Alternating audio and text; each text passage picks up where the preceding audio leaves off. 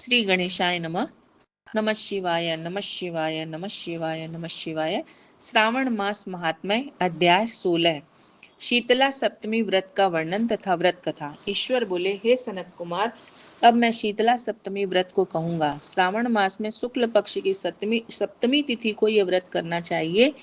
सबसे पहले दीवार पर एक वापी का आकार बनाकर अशरीरी संज्ञक दिव्य रूप वाले 7 जल देवताओं, 2 बालकों से युक्त पुरुष संज्ञक नारी, एक घोड़ा, एक वृषभ तथा नर वाहन सहित एक पालकी भी उस पर बना दे। उसके बाद 16 उपचारों से 7 जल देवताओं की पूजा होनी चाहिए।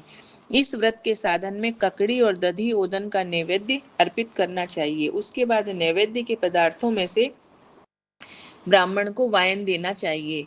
इस प्रकार 7 वर्ष तक इस व्रत को करने के बाद उद्यापन करना चाहिए। इस व्रत में प्रत्येक वर्ष 7 सुवासिनियों को भोजन कराना चाहिए। जल देवताओं की प्रतिमाएं एक सुवर्ण पात्र में रखकर बालकों सहित एक दिन पहले सायंकाल में भक्ति पूर्वक उनकी पूजा करनी चाहिए।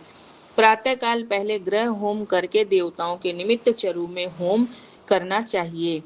जिसने पहले इस व्रत को किया और उसे जो फल प्राप्त हुआ उसे आप सुने। सौराष्ट्र देश में शोभन नामक एक नगर था।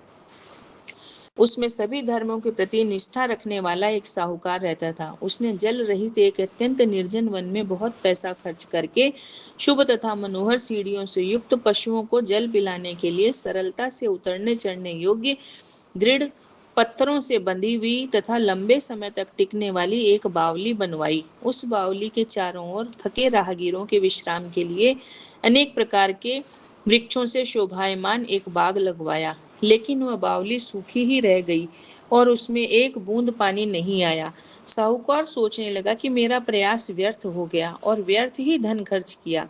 इसी चिंता में विचार करता हुआ वह साहूकार रात में वहीं सो गया। तब रात्रि में उसके स्वप्न में जल देवता आए और उन्होंने कहा, हे धनद, जल के आने का उपाय तुम सुनो। यदि तुम हम लोगों के लिए आदर पूर्वक अपने पौत्र की बलि दो तो उस समय तुम्हारी ये बावली जल से भर जाएगी। यह सपना देखकर साहूकार ने सुबह अपने पुत्र को बताया। उसके पुत्र का नाम द्रविण था और वह भी धर्म कर्म में आस्था रखने वाला था। वह कहने लगा, आप मुझ जैसे पुत्र के पिता हैं। यह धर्म का कार्य है, इसमें आपको ज्यादा विचार ही नहीं करना चाहिए। ये धर्म ही है जो स्थिर रहेगा और पुत्र आदि सब नश्वर हैं। अल्प मूल्य से महान वस्तु प्राप्त हो रही है, अतः यह क्रय अति दुर्लभ है। इसमें लाभ ही लाभ है। शीतांशु और चंडांशु ये मेरे 2 पुत्र हैं। इसमें शीतांशु नामक जो ज्येष्ठ पुत्र है उसकी बलि बिना विचार किए आप दे दें। लेकिन पिताजी, घर की स्त्रियों को यह रहस्य कभी ज्ञात नहीं होना चाहिए। उसका उपाय ये है कि इस समय मेरी पत्नी गर्भ में है और उसका प्रसव काल भी निकट है, जिसके लिए वह अपने पिता के घर जाने वाली है। छोटा पुत्र भी उसके साथ जाएगा। हे तात, उस समय यह कार्य निर्विघ्न रूप से संपन्न हो जाएगा। पुत्र की यह बात सुनकर पिता अत्यधिक प्रसन्न हुए और बोले, हे पुत्र, तुम धन्य हो और मैं भी धन्य हूँ कि तुम जैसे पुत्र का पिता बना।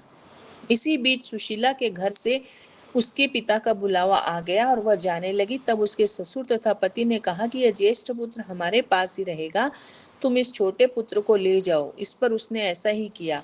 उसके चले जाने के बाद वह पिता पुत्र ने उस बालक के शरीर में तेल का लेप किया और अच्छी प्रकार स्नान कराकर सुंदर वस्त्र एवं आभूषणों से अलंकृत करके पूर्व आषाढ़ा तथा सतविसा नक्षत्र में उसे प्रसन्नता पूर्वक बावली के तट पर खड़ा किया और कहा कि बावली के जल देवता, इस बालक के बलिदान से आप प्रसन्न हो। उसी समय वह बावली अमृत तुल्य जल से भर गई। वे दोनों पिता पुत्र शोक व हर्ष से युक्त होकर घर की ओर चले गए।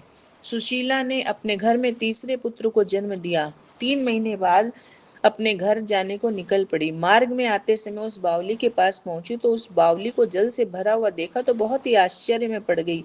उसने उस बावली में स्नान किया और कहने लगी, मेरे ससुर का परिश्रम और धन का व्यय सफल हुआ। उस दिन श्रावण माह के शुक्ल पक्ष की सप्तमी तिथि थी। सुशीला ने शीतला सप्तमी नामक शुभ व्रत रखा हुआ था। उसने वहीं पर चावल पकाए और दही भी ले आई। इसके बाद जल देवताओं का विधिवत पूजन करके दही भात ककड़ी फल नैवेद्य अर्पण किया तथा ब्राह्मणों को वायन देकर साथ के लोगों के साथ मिलकर उसी नैवेद्य अन्न का भोजन किया। उस स्थान में सुशीला का ग्राम 1 योजन की दूरी पर स्थित था। कुछ समय बाद वह सुंदर पालकी में बैठ दोनों पुत्रों के साथ वहां से चल पड़ी। तब वे जल देवता कहने लगे कि हमें इसका पुत्र जीवित करके इसे वापस करना चाहिए, क्योंकि इसने हमारा व्रत किया है। साथ ही यह उत्तम बुद्धि रखने वाली स्त्री है। इस व्रत के प्रभाव से इसे नूतन पुत्र देना चाहिए। पहले उत्पन्न पुत्र को यदि हम ग्रहण किए रह गए, तब हमारी प्रसन्नता का फल ही क्या। आपस में ऐसा कहकर उन दयालु जल देवताओं ने बावली में से उसके पुत्र को बाहर निकालकर माता को दिखा दिया और फिर उसे विदा किया। बाहर निकलकर वह पुत्र माता माता पुकारता हुआ अपनी माता के पीछे दौड़ पड़ा। अपने पुत्र का शब्द सुनकर उसने पीछे मुड़कर देखा। वहां अपने पुत्र को देखकर वह मन ही मन बहुत चकित हुई।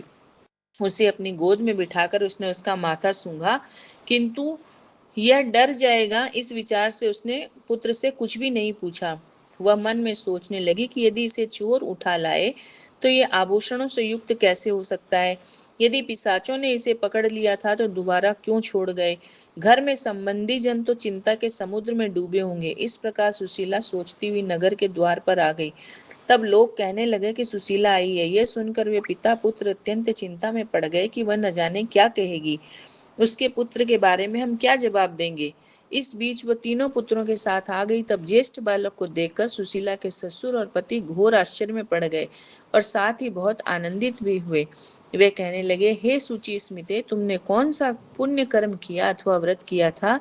हे भामिनी, तुम पतिव्रता हो, धन्य हो, पुण्यवती हो। इस शिशु को मरे हुए 2 माह बीत चुके हैं, तुमने फिर इसे कैसे प्राप्त कर लिया। वह बावली भी जल से परिपूर्ण है। तुम एक पुत्र के साथ अपने पिता के घर गई थी, लेकिन वापस तीनों पुत्रों के साथ आई हो। हे शुभ्रु, तुमने तो कुल का उद्धार कर दिया। हे सुभानने, मैं तुम्हारी कितनी प्रशंसा करूं। इस प्रकार ससुर ने उसकी प्रशंसा की। पति ने उसे प्रेम पूर्वक देखा और सास ने उसे आनंदित किया।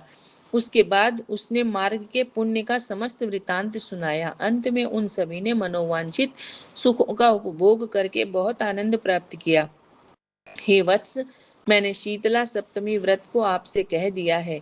इस व्रत में दधि ओदन शीतल, ककड़ी का फल शीतल और बावली का जल भी शीतल होता है तथा इसके देवता भी शीतल होते हैं। अतः शीतला सप्तमी का व्रत करने वाले तीनों प्रकार के तापों के संताप से शीतल हो जाते हैं। इसी कारण यह सप्तमी शीतला सप्तमी इस यथार्थ नाम वाली है। इस प्रकार श्री स्कंद पुराण के अंतर्गत ईश्वर सनत कुमार संवाद में श्रावण मास महात्म्य में शीतला सप्तमी व्रत कथन नामक अध्याय संपूर्ण।